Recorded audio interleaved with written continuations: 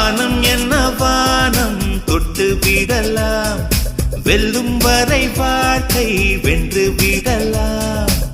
வில்லாக வானவில்லை கையில் ஏந்த வேண்டும், அம்பாக மின்னல்களை அள்ளி வர வேண்டும். நிலவுக்கு மேலே நின்று ஜெய போட வேண்டும். விண்வெளியின் மேலே புல்வெளி வைப்போம், புல்வெளியின் மேலே பூத்து கிடப்போம்.